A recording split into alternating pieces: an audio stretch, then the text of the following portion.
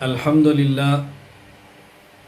للہ وحدہ لا شریک لہ والصلاة والسلام علی من لا نبی بعد اما بعد فاعوذ باللہ من الشیطان الرجیم بسم اللہ الرحمن الرحیم والعصر ان الانسان لفی خسر الا الذین آمنوا وعملوا الصالحات وتواصوا بالحق وتواصوا بالصبر اللہم صلی علی محمد وعلی آل محمد کما صلیت علی ابراہیم وعلی آل ابراہیم انک حمید مجید۔ اصول عقائد میں گفتگو چل رہی تھی ایمان اور پھر ایمان کے بعد کفر کے بارے میں نے گزشتہ سبق میں بڑی تفصیل سے اہمیت کے ساتھ اس بات کو بیان کیا تھا کہ فتوی تکفیر، فتوی تضلیل، فتوی تفسیق میں نہایت احتیاط سے کام لینا چاہیے۔ کسی شخص کو کافر کہنے کا معنی یہ ہے کہ اس کے ساتھ تعلقات ختم ہیں، دلی ہمدردیاں، قلبی محبت ختم ہے، اس کے ساتھ نکاح کے معاملات ختم ہیں، وراثت کے معاملات ختم ہیں، اس پر جنازہ نہیں ہے، تو بہت سارے معاملات پیدا ہوتے ہیں۔ اس لیے فتوی تکفیر میں نہایت زیادہ احتیاط سے کام لینا چاہیے۔ تو گزشتہ سبق میں بتایا تھا کون کون سی وجوہ ہیں جن کی بنیاد پر فتوی تکفیر نہیں ہوتا، یعنی بعض چیزیں بظاہر کفر نظر آ رہی ہوتی ہیں لیکن پھر بھی بندے کو کافر نہیں کہتے۔ آج کے سبق میں شرائط تکفیر بیان کرنے لگا ہوں کہ جو شخص فتوی تکفیر لگاتا ہے، جو فتوی کفر لگاتا ہے کہ تکفیر کرتا ہے، کسی کو کافر کہتا ہے، تو اس کے لیے شرائط کیا ہیں، اہلیت کیا ہے، کون سا بندہ کسی شخص کو دلائل کی بنیاد پہ کافر کہے یا فتوی کفر لگائے۔ امام ابو زکریا یحییٰ بن شرف النووی رحمہ اللہ تعالی، وفات 676 ہجری، آپ نے مقدمہ المجموع شرح المہذب میں کچھ شرائط لکھی ہیں۔ نمبر 1، کونہ مکلفاً، یہ شخص مکلف ہو یعنی عاقل ہو، بالغ ہو، مجنون نہ ہو، یہ معنی اس کا۔ نمبر 2، مسلماً، یہ خود شخص مومن ہو، مسلمان ہو، اس کے اپنے عقائد درست ہوں۔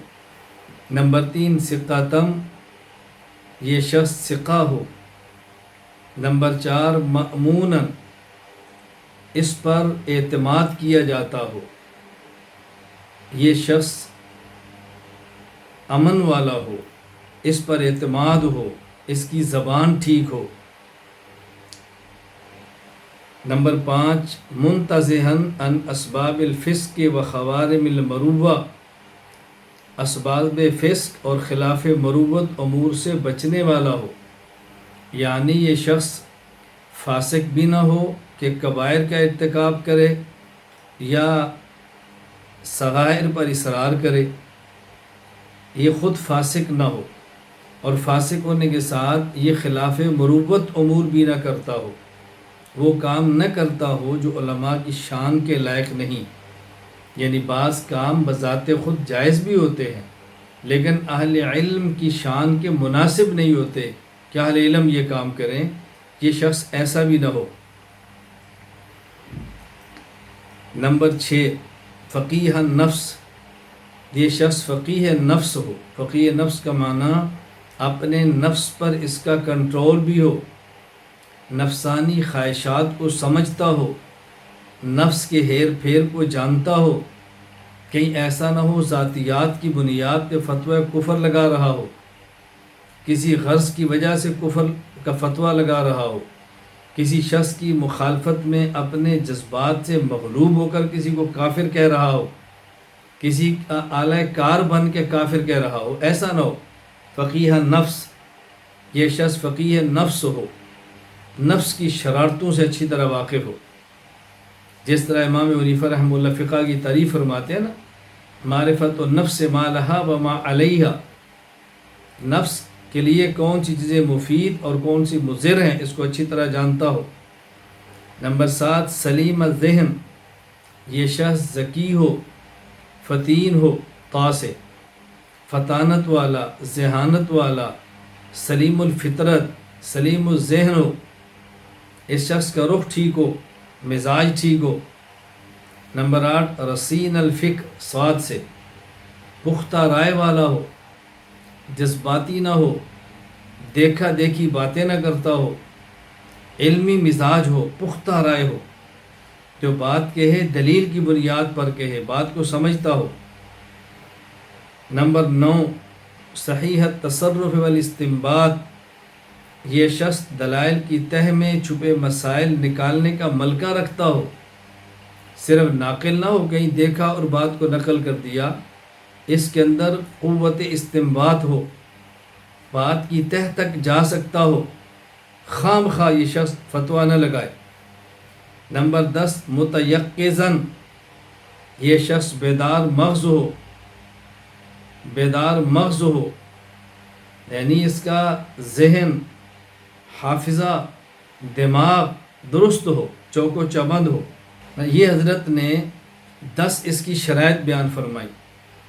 نمبر 1 کونہ مکلفاً، نمبر 2 مسلماً، نمبر 3 ثقتاً، نمبر 4 مأموناً، نمبر 5 متنزہاً عن اسباب الفسق و خوارم المروءہ، نمبر 6 فقیہ النفس، نمبر 7 سلیم الذہن، نمبر 8 رسین الفکر، نمبر 9 صحیح التصرف والاستنباط، نمبر 10 متیقظاً۔ یہ 10 اس کے اندر صفات موجود ہوں۔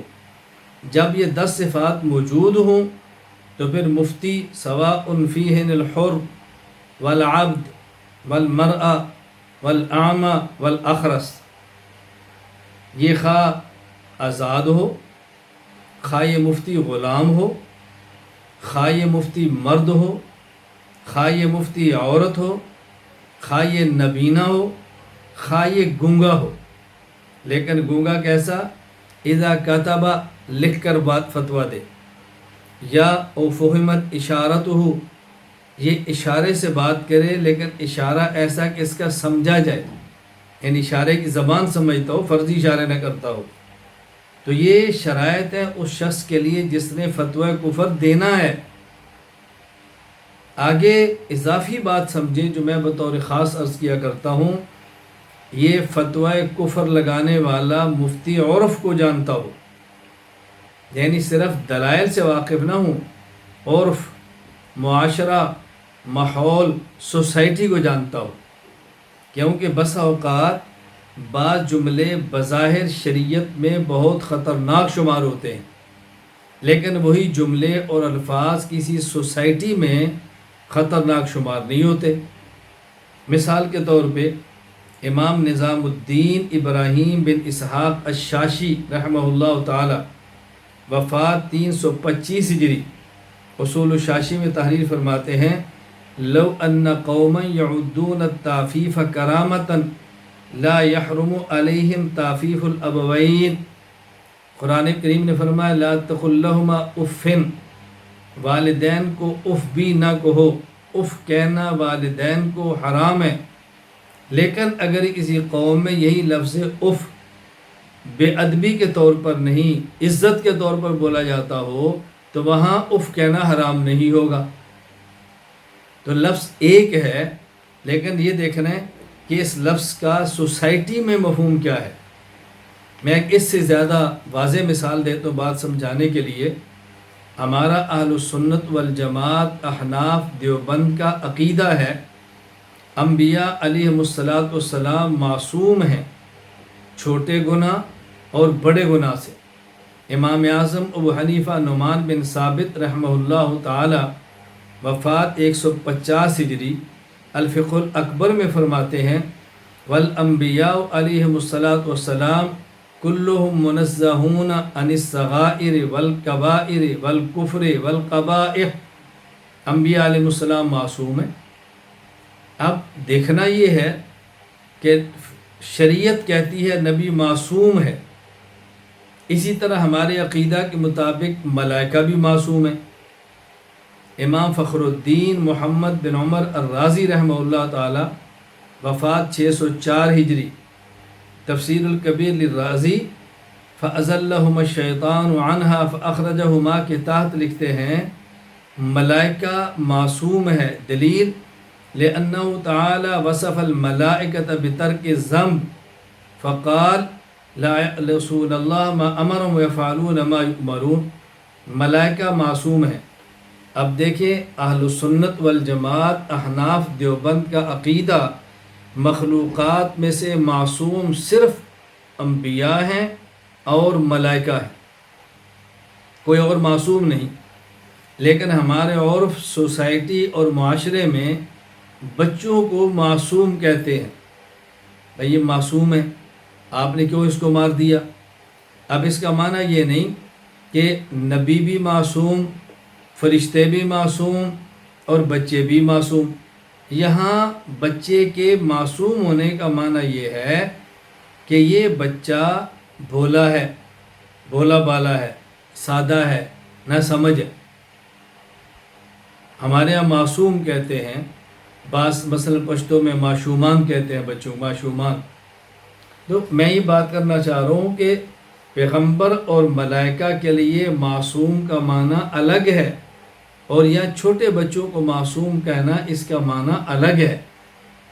کوئی یہ نہ کہے کہ دیکھیں جب انبیاء علیہ السلام معصوم ہیں، ان کے علاوہ کسی کی عصمت کا عقیدہ رکھنا یہ شریعت کے خلاف ہے، تو آپ بچوں کو معصوم کیوں کہتے ہیں؟ میں بچوں کو معصوم ہمارے ماحول میں اس معنی میں کہتے ہیں سادہ ہے، بھولا بالا ہے، نہ سمجھ ہے۔ تو یہ میں نے کچھ شرائط بیان کی ہیں فتوی کفر دینے والے کے لیے، ان چیزوں کا خیال رکھنا ضروری ہے۔ شرائط مکفر، جس شخص پہ فتوی کفر لگایا جا رہا ہے یہ ضروری بھی ہے کہ اس شخص میں موانع کفر موجود نہ ہو، یعنی اگر اس کی زبان سے کلمہ کفریہ نکلا ہے تو وہ ایسا معنی اور رکاوٹ نہ ہو وہاں پہ جس کی بنیاد پہ فتوی کفر نہیں لگے گا۔ اور یہ موانع فتوی تکفیر پہلے ہم تفصیل سے بیان کر چکے ہیں۔ مثلا اس نے جو جملہ کہا اس میں 100% احتمال کفر کا ہو، اگر 99 احتمال کفر کے ہوں، 99 احتمال کفر کے ہوں، ایک احتمال ایمان کا ہو تو فتوی تکفیر نہیں ہوگا۔ اس پر بات تفصیل سے پہلے ہو چکی ہے۔ نمبر 2، سبقت لسانی، کوئی شخص کلمہ زبان سے کفر ادا کر دے لیکن اس کا اس کلمہ کفر کو کہنے کا ارادہ نہ ہو، جلد بازی میں نکل گیا، تب بھی فتوی کفر نہیں۔ نمبر 3، اکراہ، کسی شخص کو مجبور کیا گیا کہ اگر تم نے زبان سے کلمہ کفر نہ کہا تمہیں مار دیں گے یا تمہارا عضو کاٹ دیں گے، اس نے کلمہ کفر زبان سے کہہ دیا، اب بھی فتوی کفر نہیں۔ نمبر 4، لزوم کفر، کسی شخص نے ایسا جملہ کہا کہ جس سے کفر لازم آ رہا ہے لیکن اگر اس سے وضاحت کی جائے تو کہتا ہے میرا ارادہ یہ نہیں ہے، یہاں بھی فتوی کفر نہیں ہے۔ نمبر 5، عدم ارادہ، یعنی کسی شخص کے دل میں ایمان موجود ہو، وہ کسی دینی ضرورت اور تقاضے کی بنیاد پر زبان سے کلمہ کفر کہہ دے، اب بھی فتوی کفر نہیں ہے۔ نمبر 6، تعویل صحیح، کوئی شخص ایسی بات کہتا ہے جو بظاہر کفر ہے لیکن اس کی بنیاد بالکل ٹھیک ہے، اس پر بات بھی پہلے کی جا چکی ہے، اب بھی کلمہ کفر نہیں۔ تو یہ آپ ذہن سے اچھی طرح بات ذہن نشین فرما لیں کہ فتوی کفر میں بہت احتیاط ہے، تکفیر میں بہت احتیاط ہے۔ اب یہاں چند ایک اسباب ہم وہ بیان کرتے ہیں کہ جن اسباب کی بنیاد پر کسی پر کفر کا فتویٰ لگایا جا سکتا ہے۔ نمبر 1، اگر کوئی آدمی ضروریات دین میں سے کسی کا صراحتاً انکار کرے، ضروریات دین کہتے ہیں بدیہیات، واضح عقائد، واضح عقائد، اسے کہتے ہیں ضروریات اور بدیہیات، ان عقائد میں سے کسی کا انکار کرے تو وہ کافر ہے۔ علامہ سعد الدین تفتازانی رحمہ اللہ تعالی، وفات 792 ہجری، شرح العقائد النصفیہ میں تحریر فرماتے ہیں، ورد النصوص بأن ينکر الاحکام التي دلت علیہ النصوص القطعیہ من الکتاب والسنت کا حشر الاجساد مثلا کفر، نصوص کو اس طرح نظر انداز کرنا، نصوص کا رد کرنا اس طرح کہ جن احکام کے بارے میں نصوص قطعیہ موجود ہیں ان احکام کا انکار کر دیا جائے تو کفر ہے، ان چیزوں کا انکار کر دیا جائے تو کفر ہے۔ مثلا کوئی شخص قیامت کا انکار کر دے تو یہ کفر ہے۔ نمبر 2، استحلال، جن امور کو شریعت نے حرام قرار دیا کوئی شخص اس کو کرے، ارتکاب کرے تو گناہ ہے، فسق ہے، معصیت ہے، نافرمانی ہے، لیکن اگر کوئی شخص ان کو حلال کہہ دے تو کافر ہے۔ مثلا زنا کرنا حرام ہے، کوئی زنا کرتا ہے تو گناہ کبیرہ کرتا ہے، لیکن اگر کوئی زنا کو حلال کہہ دے تو کافر ہو جائے گا۔ کوئی شخص شراب پیتا ہے تو حرام کا ارتکاب کرتا ہے، گناہ کبیرہ ہے، لیکن اگر وہ شخص شراب پینے کو حلال کہہ دے تو کافر ہو جائے گا۔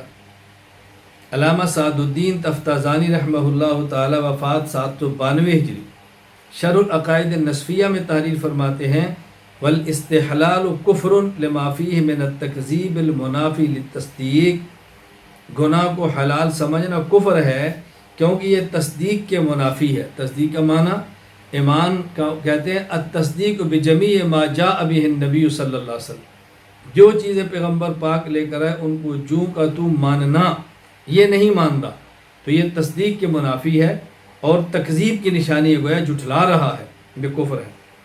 نمبر 3، استخفاف، استخفاف کا معنی ہوتا ہے کسی کو حقیر سمجھنا، کسی کو معمولی سمجھنا، گھٹیا سمجھنا، اس کی 2 صورتیں ہیں۔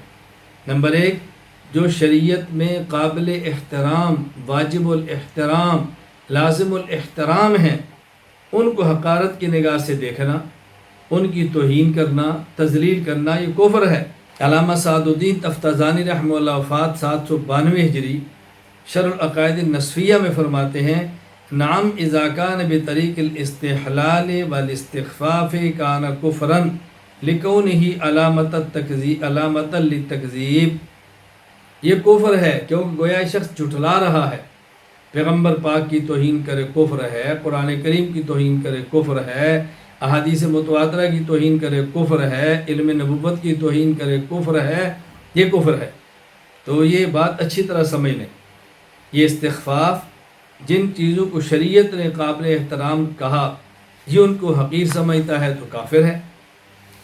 دوسری صورت، اس کی دوسری صورت یہ ہے کہ شریعت نے کسی چیز کو حرام کیا، یہ شریعت کی حرام کردہ چیزوں کی حرمت کو معمولی سمجھتا ہے اور وعیدوں کا اہمیت نہیں دیتا، یہ بھی استخفاف ہے۔ یعنی شریعت نے حرام کیا کسی چیز کو اور یہ حرمت کو معمولی چیز سمجھ کے نظر انداز کرتا ہے، معمولی سمجھتا ہے، وعیدوں کا انکار کرتا ہے، تو یہ بھی استخفاف ہے اور یہ بھی کفر ہے۔ نمبر 4، استہزاء، استہزاء کا مطلب شرعی احکام کا مذاق اڑانا، شریعت کے احکام کا مذاق اڑانا کفر ہے۔ یہ بات ذہن نشین فرما لیں، بعض اعمال فرض نہیں ہے، واجب نہیں ہے، سنت ہے، لیکن اس کا مذاق اڑائیں گے تو کفر ہو جائے گا۔ امام ابو بکر احمد بن علی الجساس الرازی رحمہ اللہ تعالی وفات 370 ہجری، احکام القرآن للجساس سورہ توبہ آیت نمبر 65 اور 66 کے تحت فرماتے ہیں ان الاستہزاء بآیات اللہ وبشیء من شرائع دینہ کفر، اللہ تعالیٰ کی آیات اور دین کے کسی حکم کا استہزاء کرنا، مذاق اڑانا، یہ کفر ہے۔ یہاں ایک بات ذہن نشین فرما لیں کہ ہمارے 3 لفظ استعمال ہوتے ہیں، نمبر 1 مزاح، نمبر 2 مذاق، نمبر 3 استہزاء۔ ان تینوں کا معنی الگ ہے۔ مزاح کہتے ہیں کسی سے دل لگی کرنا اور وہاں دوسرے کی تحقیر مقصود نہ ہو اور تحقیر نظر بھی نہ آئے، تحقیر مقصود بھی نہ ہو اور تحقیر نظر بھی نہ آئے، بس دل لگی، یہ مزاح ہے۔ رسول اکرم صلی اللہ علیہ وسلم پاس ایک صحابی آتے ہیں، یا رسول اللہ میں نے جہاد میں جانا ہے تو میرے پاس سواری نہیں، آپ نے فرمایا میں آپ کو اونٹ کا بچہ دیتا ہوں. تو انہوں نے کہا اللہ کے نبی میں نے اونٹ کے بچے کو کیا کرنا ہے, مجھے تو اونٹ چاہیے. آپ نے فرمایا جو اونٹ ہوگا وہ بھی تو اونٹ کا بچہ ہی ہوگا نا. اب دیکھو یہ مزہ ہے, دل لگی ہے, نہ تاخیر مقصود ہے نہ ہی تاخیر نظر آ رہی, وہ بھی ہنس رہا جی بات تو ٹھیک ہے. ایک خاتون صحابی ہے, حضور دعا فرمایا میں جنت میں جاؤں. فرمایا لا تدخل الجنت عجوز, جنت میں تو بوڑھی نہیں جائے گی. وہ رو گئی, پریشان ہوگی, میں جنت میں نہیں جاؤں گی. فرمایا ان کو بتاؤ, قرآن کہتا ہے انا انشأناہن انشاء, بوڑھی عورتیں جوان ہو کے جنت میں جائیں گی, بوڑھی بڑھاپے کی حالت میں نہیں جائے گی, اللہ جوان کر کے بھیجے گا. دیکھو یہ دل لگی ہے, مزہ ہے, نہ تاخیر مقصود ہے نہ تاخیر نظر آ رہی ہے, کیونکہ جب تاخیر ہوتی ہے اگلا محسوس کرتا ہے. نمبر 2 مذاق, ایسی دل لگی جس سے تاخیر مقصود تو نہ ہو لیکن تاخیر نظر آئے. مثلا ایک آدمی کا قد ہے, وہ نسبتاً چھوٹا ہے, جو بندہ کہتا ہے اور ٹھیک نہیں ادھر آ, اور ٹھیک نہیں. اب اس کا مقصود تو دل لگی تھی, لیکن اس نے سمجھا کہ میرے ساتھ اچھا نہیں ہوا. تاخیر مقصود نہیں لیکن تاخیر نظر آ رہی ہے نا. لوگ کہتے ہیں یار وہ بات کرنے کو باتیں کہنے والی, آپ نے کیسے جملہ کہا, ہر بندہ اس کو محسوس کرتا ہے. نمبر 3 استہزاء, استہزاء یہ ہے کہ کسی کی تاخیر مقصود ہو اور تاخیر نظر بھی آ رہی ہو. میں اس سے بڑھ کر کہتا ہوں کہ تاخیر نظر نہ بھی آئے لیکن تاخیر مقصود ہو, یہ بھی استہزاء ہے. تو مزاح مستحب ہے, سنت ہے. مذاق یہ ناپسندیدہ ہے اور مکروہ ہے. استہزاء عام بندے کے ساتھ تو حرام ہے, اور شریعت مطہرہ کے ساتھ استہزاء یہ کفر ہے. نمبر 5 تاویل باطل, یعنی وہ اسباب جن کی بنیاد پہ کفر کا فتویٰ لگتا ہے وہ ہے تاویل باطل. تاویل باطل کا معنی کسی نص یعنی آیت یا حدیث مبارک یا کسی عقیدہ قطعیہ میں ایسی تعویل کرنا جو دیگر نصوص قطعیہ یا اجماعی عقیدہ کے خلاف ہوتی ہے, کفر ہے. حضرت شاہ ولی اللہ محدث دہلوی رحمہ اللہ تعالی وفات 1176 ہجری, المصوع شرح الموطا میں فرماتے ہیں وَتَأْوِيلٌ يُصَادِمُ مَا ثَبَتَ بِقَاطِعٍ فَذَلِكَ زَنْدَقَةٌ, ایسی تعویل جو کسی ایسے عقیدہ اور مسئلے کے خلاف ہو جو دلیل قطعی سے ثابت ہو, ایسی تعویل کرنا یہ زندقہ ہے, یہ کفر ہے. اس لیے تعویل باطل سے بچنا چاہیے. تو یہ 5 اسباب وہ ہیں کہ جن کی بنیاد پر فتوی کفر لگتا ہے, ذہن نشین فرما لیں.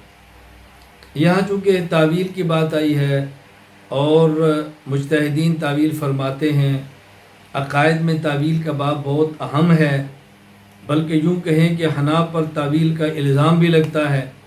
خود امام ابو منصور ماتریدی رحمہ اللہ نے اپنی تفسیر کا نام تعویلات اہل سنت والجماعہ رکھا ہے. تو تعویل کے بارے میں کوئی تھوڑی سی گفتگو کر لیتے ہیں تاکہ مسئلہ تعویل کے حوالے ذرا کھل جائے. تعویل کا لغوی معنی, سید علی بن محمد بن علی الجرجانی رحمہ اللہ تعالی وفات 816 ہجری التعریفات باب التاء میں لکھتے ہیں التعویل فی الاصل الترجیع. لغت میں تعویل کا معنی ہے ترجیح, کسی چیز کو لوٹانا, کسی چیز کو لوٹانا یہ ترجیح ہے. تعویل کا اصطلاحی معنی علامہ علی بن محمد العامدی رحمہ اللہ تعالی وفات 671 ہجری الاحکام فی اصول الاحکام میں تحریر فرماتے ہیں وحمل اللفظ علی غیر مدلولہ الظاہر منہ ما احتمالہ لہو. تعویل کہتے ہیں لفظ کا ظاہری معنی چھوڑ کر کوئی اور معنی مراد لینا, بشرطے کہ لفظ میں اس اور معنی کا احتمال بھی ہو. احتمال بھی ہو تو یہ ہے تعویل. اگر اور معنی کا احتمال ہی نہ ہو تو پھر تعویل نہیں ہو سکتی. تعویل کی 2 قسمیں ہیں.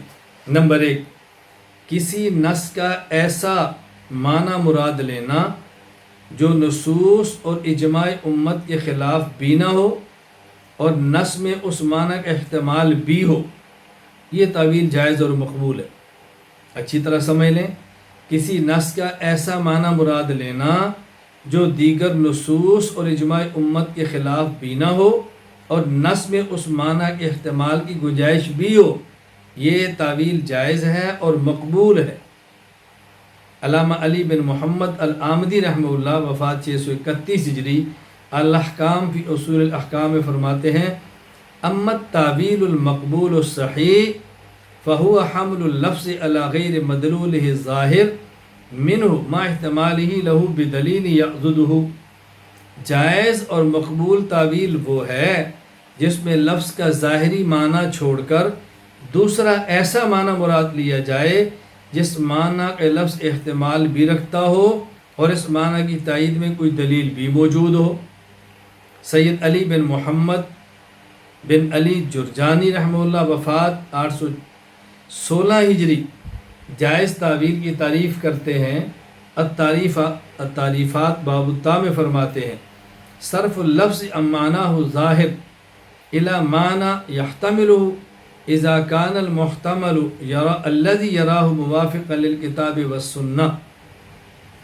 لفظ کا ظاہری معنی اور مفہوم مراد لینے کی بجائے ایسا معنی مراد لینا جس کے لفظ احتمال بھی رکھتا ہو اور دوسرا محتمل معنی قرآن و سنت کے موافق بھی ہو۔ مثال سمجھیں، سید علی بن محمد بن علی الجرجانی رحمہ اللہ وفات سن 816 ہجری نے التعریفات میں اس کی مثال دی ہے۔ قرآن کریم میں یخرج الحی من المیت، اب الحی سے مراد لیں پرندہ، المیت سے مراد لیں انڈا۔ جب اس کا معنی اللہ تعالیٰ پرندے کو انڈے سے نکالتے ہیں، فرمایا یہ تو تفسیر ہے۔ یہ کیا ہے؟ تفسیر۔ اللہ تعالیٰ زندہ کو مردہ سے نکالتے ہیں، انڈا مردہ ہے اور پرندہ زندہ ہے، یہ تفسیر ہے۔ اور اگر کوئی شخص الحی کا معنی عالم لے، میت کا معنی جاہل لے، مطلب کیا؟ اللہ تعالیٰ جاہل سے عالم کو پیدا فرماتے ہیں، باپ جاہل ہے اور بیٹا عالم ہے، تو فرمایا یہ تعویل ہے۔ یا مومن حی ہے اور کافر یہ میت ہے، یخرج الحی من المیت، باپ کافر ہے بیٹا مومن ہے، یہ بھی ٹھیک ہے۔ میں اس کی مثال دیتا ہوں، حدیث پاک میں ہے مثل الذی یذکر ربہ والذی لا یذکر ربہ مثل الحی والمیت، جو اللہ کا ذکر کرے وہ ذاکر وہ حی ہے، جو ذکر نہ کرے وہ میت ہے۔ تو اس کا معنی دیکھو نص کے خلاف یہ معنی نہیں ہے، یہ نص کے خلاف نہیں ہے۔ تو ذاکر کے گھر غیر ذاکر پیدا ہو جائے تو حی کے گھر میں میت، غیر ذاکر کے گھر ذاکر پیدا ہو جائے تو میت کے گھر حی ہو گیا۔ تو یہ تفسیر ہے، یہ تعویل ہے اور یہ تعویل صحیح ہے۔ نمبر 2، تعویل کی دوسری قسم نص کا ایسا معنی مراد لینا جو نصوص کے خلاف ہو اور نص اس معنی کا احتمال بھی نہ رکھے تو یہ تعویل ناجائز ہے۔ نص کا ایسا معنی، قرآن یا حدیث کا ایسا معنی لینا جو دیگر نصوص کے خلاف ہو اور اس معنی کا احتمال بھی نہ ہو، یہ تعویل ناجائز ہے، جائز نہیں ہے۔ شاہ ولی اللہ محدث دہلوی رحمہ اللہ وفات 1176 ہجری المصوّع شرح الموطأ میں لکھتے ہیں وَتَأْوِيلٌ يُصَادِمُ مَا ثَبَتَ بِقَاطِعٍ فَذَلِكَ الزَّنْدَقَةُ، ایسی تعویل جو دلیل قطعی سے ثابت عقیدہ یا مسئلے کے خلاف ہو تو یہ زندقہ ہے، کفر ہے۔ اب اس کی مثال خود حضرت شاہ ولی اللہ محدث دہلوی رحمۃ اللہ علیہ دیتے ہیں، فرمایا کوئی شخص یہ کہے ان النبی صلی اللہ علیہ وسلم خاتم النبوہ، حضور خاتم النبیین ہیں، ولیکن معنی ھذا الکلام انہ لا یجوز ان یسمى بعدہ احد بالنبی، اس کا مطلب یہ نہیں کہ حضور کے بعد کوئی نبی نہیں آ سکتا، اس کا مطلب یہ ہے کہ حضور کے بعد کسی شخص کو نبی کہا نہیں جا سکتا۔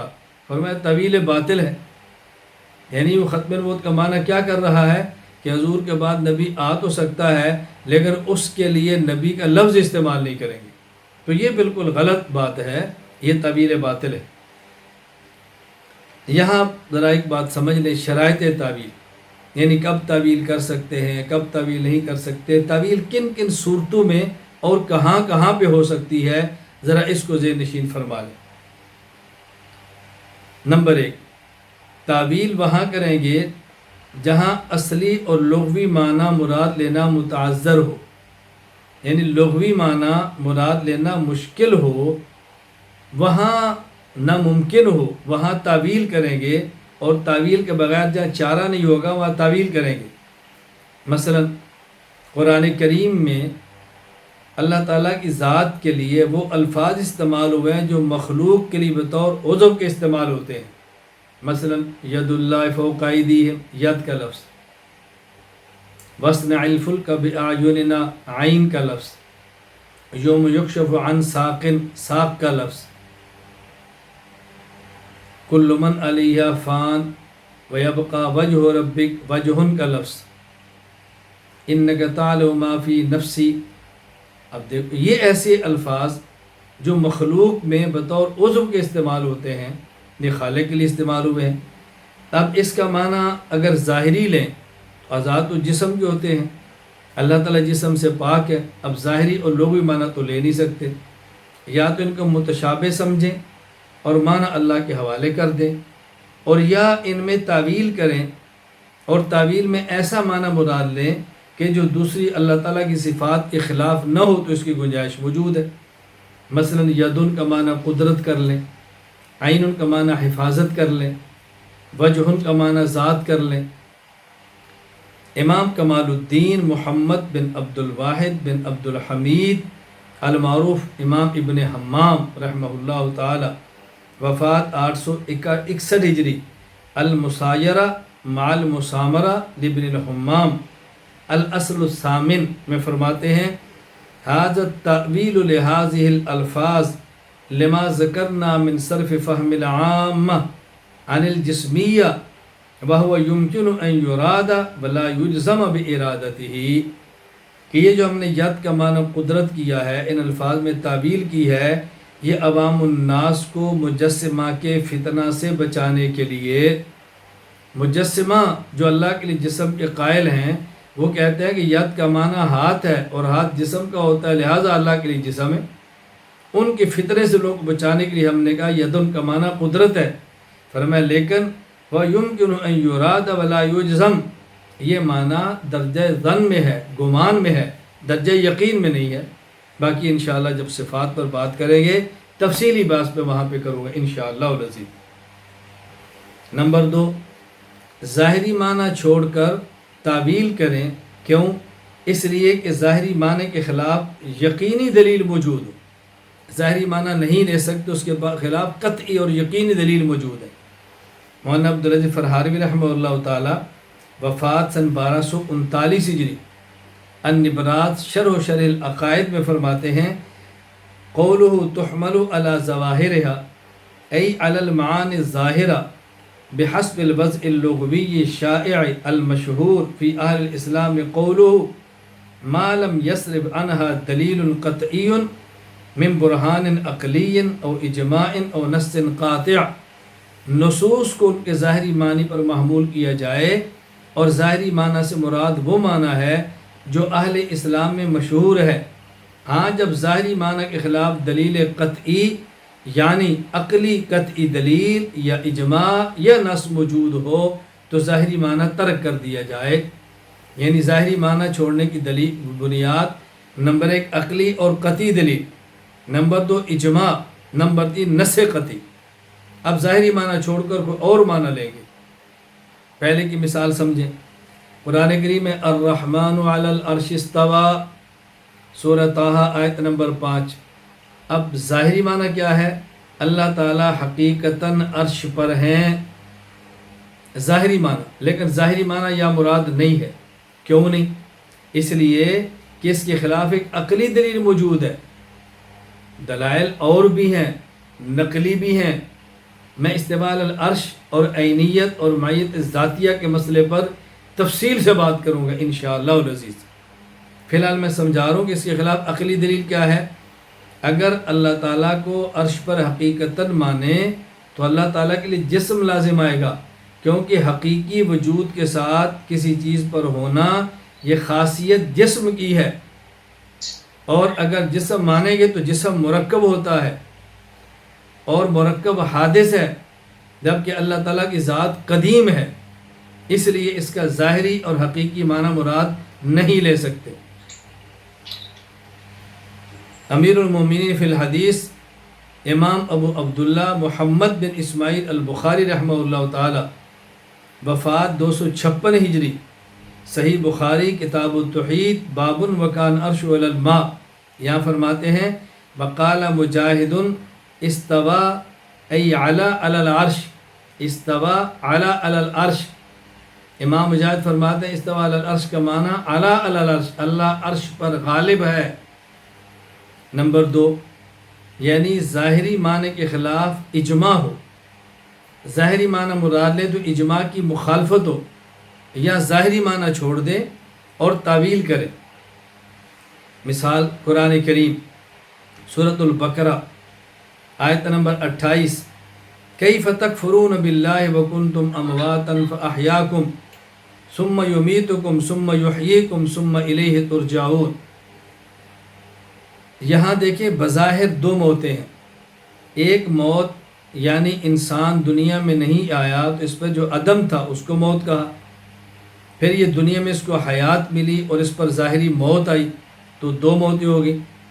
اب بظاہر معلوم ہوتا ہے کہ صرف انسان کے لیے دو موتیں ہیں، تیسری موت نہیں ہے، جبکہ امت کا اجماع ہے ایک اور حیات پر بھی۔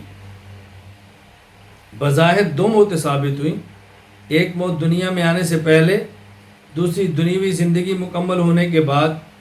اس آیت سے بظاہر دو حیاتیں ثابت ہوئیں، ایک دنیا والی حیات کیف تکفرون باللہ وکنتم امواتا فاحیاکم، اور ایک دنیا والی موت ملنے کے بعد پھر قبر والی یعنی اس کے بعد والی حیات۔ اب وہ حیات کون سی ہے؟ آخرت والی۔ تو بظاہر دو ہیں، لیکن اس کے بعد جو قبر کی حیات ہے اب بظاہر وہ اس آیت سے ثابت نہیں ہو رہی، لیکن قبر کی حیات پر امت کا اجماع ہے۔ بات اچھی طرح سمجھ لیں، قرآن کریم کی آیت کیف تکفرون باللہ وکنتم امواتا فاحیاکم ثم یمیتکم ثم یحییکم، جب تم دنیا میں نہیں آئے تو عدم یہ موت تھی، پھر تمہیں حیات دی، دنیا میں آئے، اس کے بعد پھر تمہیں موت دیں گے، ظاہری موت، پھر اس کے بعد تمہیں حیات ملے گی۔ تو معلوم ہوا کہ دو حیاتیں اور دو موتیں ہیں، جبکہ امت کا اجماع ہے ایک اور حیات پر، وہ ہے قبر والی حیات۔ سلطان المحدثین نور الدین علی بن سلطان المعروف ملا علی قاری رحمہ اللہ تعالی، وفات 1014 ہجری، شرح الفقہ الاکبر میں تحریر فرماتے ہیں وَعْلَمْ أَنَّ أَهْلَ الْحَقِّ اتفقوا على ان اللہ یخلق فی المیت نوع حیات فی القبر قدر ما یتألم و یتلذذ۔ پوری امت کے اس بات پر اتفاق ہے کہ اللہ تعالیٰ میت میں حیات کا ایک نوع یعنی اس قدر میت کو حیات قبر میں دے دیتے ہیں جس سے وہ تکلیف محسوس کرتا ہے اگر کافر ہے، لذت محسوس کرتا ہے جو مومن ہے۔ تو امت کا اجماع ہے کہ قبر میں حیات ہوتی ہے۔ اب اس کا معنی ظاہری معنی نہیں لیں گے بلکہ ایک دوسرا معنی وہ لیں گے، وہ کیا؟ ایک ہے حیات ظاہری، ایک ہے حیات مخفی۔ اس آیت میں حیات سے مراد ظاہری حیات ہے، مخفی حیات نہیں، یعنی ظاہری طور پہ عدم نہیں تھا تو موت، پھر دنیا میں حیات ملی، پھر موت ملی، موت کے بعد قبر میں حیات جو نظر نہیں آ رہی، ظاہری حیات نہیں ہے۔ پھر اس کے بعد انسان کو جب اللہ تعالیٰ نفخہ ثانیہ ہوگا، ہر چیز کو ختم کر دیں گے تو گویا ایک موت ہوگی، اور اس کے بعد پھر انسان کے اوپر حیات اللہ تعالیٰ عطا فرما دیں گے۔ تو حیات دو ظاہری آیتیں ہیں اور حیات مخفی وہ قرآن حدیث پاک سے بھی ہے، آیت کے اندر بھی ہے، یا ویلنا من باسنا من مرقدنا، جب حیات النبی صلی اللہ علیہ وسلم یا ثواب و عذاب قبر کا مسئلہ آئے گا وہاں میں تفصیل سے انشاءاللہ اس پر بات کروں گا انشاءاللہ۔ فی الحال بتانا مقصود ہے کہ ظاہری معنی کے خلاف اجماع امت ہے، اس لیے ہم صرف دو حیات نہیں بلکہ تین حیات مانتے ہیں۔ یہ دو حیات ظاہری ہیں اور قبر والی حیات و حیات مخفی ہے۔ نمبر 3، یعنی ظاہری جو معنی ہے اس کے خلاف نص موجود ہو تو وہاں ظاہری معنی چھوڑ کر تعویل والا معنی اور احتمال والا معنی لیں گے۔ وَلِلَّهِ الْمَشْرِقُ وَالْمَغْرِبُ فَأَيْنَمَا تُوَلُّوا فَثَمَّ وَجْهُ اللَّهِ۔ سورۃ البقرہ آیت نمبر 115، مشرق اور مغرب اللہ تعالیٰ کا ہے، تم جس طرح بھی رخ کرو ادھر اللہ تعالیٰ کی ذات موجود ہے۔ اب یہاں دیکھو وجہ اللہ، لغوی معنی وجہ کا معنی چہرہ ہے۔ اب یہ چہرہ والا معنی تو مراد نہیں لے سکتے، کیوں؟ اس کے خلاف نص موجود ہے، اللہ الصمد، سورۃ الاخلاص آیت نمبر 2۔ الصمد کا معنی امام ابو البرکات عبداللہ بن احمد بن محمود النسوی رحمہ اللہ، وفات 710 ہجری، تفسیر المدارک میں فرماتے ہیں الذی لا یحتاج الی احد ویحتاج الیہ کل احد۔ صمد کہتے ہیں جو کسی کا محتاج نہ ہو اور اس کا ہر کوئی محتاج ہو۔ اللہ تعالیٰ دیکھنے میں آنکھ کے محتاج نہیں، سننے میں کان کے محتاج نہیں، اللہ تعالیٰ اپنے وجود میں جسم کے محتاج نہیں۔ تو اگر چہرہ مانیں گے تو جسم مانیں گے، جسم تو اللہ کا ہے نہیں۔ تو یہ نص اس بات پر گواہ ہے، یا وجہ کا معنی چہرہ نہیں، تو وجہ سے مراد کیا ہے؟ اللہ تعالیٰ کی ذات۔ تم جس طرح بھی رخ کرو گے وہاں اللہ تعالیٰ کی ذات موجود ہے۔ یہاں مجھے ایک علمی لطیفہ یاد آیا، ایک غیر مقلد مجھے ملا، تو اس نے کہا جی اللہ تعالیٰ کی ذات کے بارے میں آپ کیا کہتے ہیں، اللہ تعالیٰ کہاں پر ہے؟ میں نے کہا آپ کیا کہتے ہیں؟ کہتا جی ہم کہتے ہیں کہ اللہ تعالیٰ عرش پر ہے۔ میں نے کہا قرآن کریم کی آیت وَلِلَّهِ الْمَشْرِقُ وَالْمَغْرِبُ فَأَيْنَمَا تُوَلُّوا فَثَمَّ وَجْهُ اللَّهِ، مشرق اور مغرب اللہ کا ہے، تم جدھر رخ کر لو اللہ ادھر ہی ہے۔ قرآن تو کہہ رہے ہر طرف ہے، تو کیسے کہتے عرش پر ہے؟ کہتا ہے نہیں جی نہیں، یہاں وجہ اللہ سے مراد اللہ کی ذات نہیں۔ میں نے کہا وجہ اللہ سے کیا مراد ہے آپ بتاؤ؟ مجھے کہتے ہیں اس سے مراد قدرت ہے۔ میں نے کہا کوئی ترجمہ ہے؟ کیا جی ہے۔ میں نے کہا لاؤ، آسم غلام محمد جوناگڑھی کا اٹھا کے لے آیا، وہاں لکھا تھا مشرق مغرب اللہ کا، جدھر تم منہ کرو ادھر منہ اللہ کا۔ تو میں نے کہا منہ ذات کا ہوتا ہے صفات کا ہوتا ہے؟ مجھے کہتا جی میں اپنے شیخ صاحب سے فون کر کے پوچھتا ہوں۔ میں نے کہا نا شیخ صاحب سے نہ پوچھو، آپ اللہ سے پوچھو۔ اللہ سے کوئی حنفی عالم آیا ہے اور میں پھنس گیا ہوں تو یا اللہ مہربانی فرما مجھے نکال۔ کہتا جی اللہ سے کیسے پوچھ سکتا ہوں؟ میں نے کہا جب ہم امام حنیفہ رحمۃ اللہ علیہ سے پوچھیں، امام حنیفہ کے شاگرد سے پوچھیں، کسی عالم سے پوچھیں حدیث اور آیت کو سمجھنے کے لیے، تو آپ کہتے ہیں تقلید ہے جو شرک ہے، اور جب تو آیت کا معنی سمجھنے کے لیے کسی شیخ سے پوچھے گا تو یہ شرک نہیں ہوگا؟ ہم امام سے معنی پوچھ لیں تو شرک، اور تو پھنس جائے کسی مولوی سے پوچھے تو یہ شرک نہیں ہے؟ اب اس کا کوئی جواب نہیں تھا۔ میں نے عرض کیا اپنے موضوع پر جب آئے گے دلائل انشاءاللہ وہاں دیں گے تقلید کے مسئلے پر۔ نمبر 3، یعنی لفظ میں تعویل کہاں کرنی ہے۔ تیسری صورت، حقیقی معنی چھوڑ کر دوسرا معنی اس وقت مراد لیا جا سکتا ہے جب لفظ میں اس دوسرے معنی کا احتمال بھی ہو۔ اس پر پہلے میں ایک مثال دے چکا ہوں، قرآن کریم کے اندر یخرج الحی من المیت، الحی سے مراد پرندہ، المیت سے مراد انڈا۔ اللہ کی ذات وہ ہے جو انڈا سے زندہ پرندے کو نکالتی ہے، یہ تفسیر ہے۔ الحی سے مراد عالم، میت سے مراد جاہل، جاہل کے گھر اللہ عالم کو پیدا فرماتے ہیں، تعویل ہے۔ الحی سے مراد مومن، المیت سے مراد کافر، کافر کے گھر مومن پیدا ہوتا ہے، یہ تعویل ہے۔ اس مقام پر تعویل کرنا جائز ہے۔ اب چوتھی بات یہ سمجھ لیں کہ تعویل کب کرنی ہے؟ جب تعویل کرنے والا اہل بھی ہو، اہلیت ہو، صلاحیت ہو۔ ہر بندہ تعویل نہ کرے۔ علامہ علی بن محمد العامدی رحمہ اللہ، وفات 631 ہجری، الاحکام فی اصول احکام میں فرماتے ہیں فشروطہ ان یکون الناظر المتأول اہلا لذالک، تعویل کے جائز ہونے کے لیے بھی شرط ہے کتاب و سنت کو دیکھنے والا ہو، تعویل کرنے والا تعویل کا اہل ہو۔ اہل ہو تو تعویل کرے۔ ہر بندہ تعویل نہیں کر سکتا، ہر بندہ ایرا غیرہ تعویل نہیں کر سکتا۔ حکیم الامت مجدد الملت مولانا اشرف علی تھانوی رحمہ اللہ کے پاس ایک غیر مقلد آیا جو نبینا تھا، آنکھوں کا بھی اندھا، دل کا بھی اندھا، بصارت بھی نہیں، بصیرت بھی نہیں۔ حضرت تھانوی رحمہ اللہ کہنے لگا میں نے آپ سے بات کرنی ہے۔ حضرت فرمایا کیوں؟ کہا جی آپ لوگ تعویل بہت کرتے ہیں۔ حضرت فرمایا کہ میں نے آپ سے بات نہیں کرنی۔ مجھے کہتا رہی کیوں؟ آپ نے فرمایا کہ تم سے تعویل کرنے کا فائدہ، تم سے بات کرنے کا فائدہ ہی نہیں۔ میں اگر بات کروں گا تجھے بات سمجھ آ گئی تو پھر کہا جی سمجھ آ گئی، میں توبہ کروں گا۔ فرمایا پھر؟ کہا جی ہدایت مل جائے گی۔ فرمایا پھر؟ کہا جی ہدایت ملے گی تو جنت میں جاؤں گا۔ حضرت ثانی فرمان لگے تجھے تو ہدایت مل جائے تو تب بھی جنت میں نہیں جا سکتا، تو تجھ سے بات کرنے کا فائدہ کیا ہوگا؟ کہا جی ہدایت ملے پھر بھی نہیں جا سکتے؟ کہا بالکل نہیں۔ اس نے کہا وجہ؟ فرمایا قرآن کریم کے اندر ہے من کان فی ھذہ اعمی فہو فی الآخرۃ اعمی، جو دنیا میں اندھا ہے وہ قیامت کے دن بھی اندھا ہوگا، تو جنت میں تو اندھے نہیں جائیں گے نا، آنکھیں ہوں گی تو پھر جائیں گے۔ کہا جی نہیں، یہ آیت کا مطلب یہ ہے۔ فرمایا نہیں، تعویل نہ کرو، تو بغیر تعویل کے اپنا جنتی ہونا مجھے ثابت کر۔ تعویل نہ کر پھر مجھے جنتی ہونا ثابت کر، تعویل نہ کرے تیرے لیے جنت ثابت نہیں ہو سکتی، تو کیسے کہتا ہے کہ حناف تعویل کرتے ہیں اور تعویل نہیں کرنی چاہیے؟ اس نے کہا مجھے بات سمجھ آ گئی، مجھے بات سمجھ آ گئی۔ اللہ تعالیٰ سب کو سمجھ عطا فرمائے۔ نمبر 5، تعویل ضروریات دین میں نہ ہو، یعنی ظاہری معنی چھوڑ کر دوسرا معنی لیں، بشرطے کہ تعویل کسی قطعی عقیدہ میں نہ ہو، یعنی ایسے مقام پر تعویل نہ ہو کہ جو نصوص قطعیہ کے خلاف ہو، عقیدہ قطعیہ کے خلاف ہو، یہ کفر ہے، یہ تعویل نہ کرے۔ جس طرح رسول اکرم صلی اللہ علیہ وسلم خاتم النبیین ہیں، آپ کے بعد کسی بھی قسم کا کوئی نبی پیدا نہیں ہو سکتا۔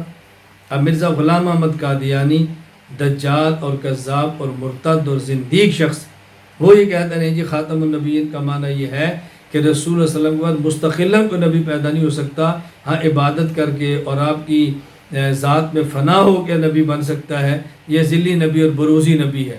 یہ سب تعویلات وہ ہیں جو قطعی عقیدوں کے خلاف ہے، لہذا ایسی تعویل کرنا کفر ہے اور قطعاً جائز نہیں ہے۔ آخر میں چند کتب کے میں نام آپ کی خدمت میں پیش کر دیتا ہوں، جن کتب کے مطالعہ کرنے سے عقائد اور عقائد کے اصول آپ کو پڑھنے میں سمجھنے میں انشاءاللہ آسانی رہے گی۔ نمبر 1، الفقہ الاکبر، امام اعظم ابو حنیفہ نعمان بن ثابت رحمہ اللہ تعالی، وفات 150 ہجری۔ الفقہ الاکبر امام اعظم ابو حنیفہ رحمہ اللہ کی تصنیف۔ امام اعظم ابو حنیفہ نعمان بن ثابت رحمہ اللہ، وفات 150 ہجری کی تصنیف الفقہ الاکبر۔ اس کی آسانی کے لیے آپ ساتھ میری شرح الفقہ الاکبر بھی رکھ لیں، انشاءاللہ العزیز آپ کو لطف آئے گا، مزہ آئے گا، الفقہ الاکبر اور عقائد کھلیں گے انشاءاللہ۔ نمبر 2، امام ابو جعفر احمد بن محمد بن سلامہ بن سلمہ طحاوی رحمہ اللہ تعالی، وفات 321 ہجری کی تالیف عقیدہ طحاویہ، اور اس کے ساتھ میری شرح العقیدۃ طحاویہ بھی رکھ لیں اور پڑھ لیں، انشاءاللہ آپ کو عقیدہ طحاویہ سمجھنے کا لطف آ جائے گا۔ نمبر 3، شرح العقائد نصفیہ، علامہ سعد الدین مسعود بن عمر بن عبداللہ تفتازانی رحمہ اللہ، وفات 792 ہجری کی کتاب شرح العقائد نصفیہ۔ نمبر 4، امام علی بن سلطان بن محمد الہروی معروف ملا علی قاری رحمہ اللہ تعالی، وفات 1014 ہجری، آپ کی تحریر کردہ شرح الفقہ الاکبر یہ بھی رکھ لیں۔ نمبر 5، شاہ ولی اللہ محدث دہلوی رحمہ اللہ، وفات 1176 ہجری، آپ کی کتاب العقیدۃ الحسنہ۔ نمبر 6، حضرت مولانا خلیل احمد سہارنپوری رحمہ اللہ تعالی، وفات 1348 ہجری کی کتاب المحنت علی المفند، اور اس کے ساتھ اگر حاشیہ المحنت علی المفند جو میرا ہے وہ بھی رکھ لیں، انشاءاللہ آپ کو بہت فائدہ ہوگا۔ نمبر 7، خاتم المحدثین حضرت مولانا سید محمد انور شاہ کشمیری رحمہ اللہ، وفات 1352 ہجری، آپ کی کتاب اکفار الملحدین۔ نمبر 8، شیخ التفسیر والحدیث مولانا محمد ادریس قادری رحمہ اللہ، وفات 1394 ہجری کی کتاب عقائد الاسلام۔ نمبر 9، مفتی اعظم پاکستان مفتی محمد شفیع عثمانی دیوبندی رحمہ اللہ کی، وفات 1396 ہجری، آپ کی کتاب جواہر الفقہ جلد اول۔ نمبر 10، میری اپنی کتاب کتاب العقائد، آپ اس کو بھی مطالعہ میں رکھیں، انشاءاللہ ہم کوشش کریں گے تخصص کے اندر کتاب العقائد بھی ایک مرتبہ آپ کو پڑھا دی جائے انشاءاللہ۔ یہ 10 کتب میں نے آپ کی خدمت میں پیش کی ہیں، اس کو پاس رکھیں، مطالعہ فرمائیں، پڑھیں تو بہت نفع ہوگا۔ اللہ تعالی ہم سب کو دین کی جو بنیاد ہے عقائد، اس کو سمجھنے، سمجھانے، پڑھنے، پڑھانے، یاد کرنے، یاد کرانے اور پورے عالم میں اللہ تعالیٰ پھیلانے کی توفیق عطا فرمائے۔ وآخر دعوانا ان الحمد للہ رب العالمین۔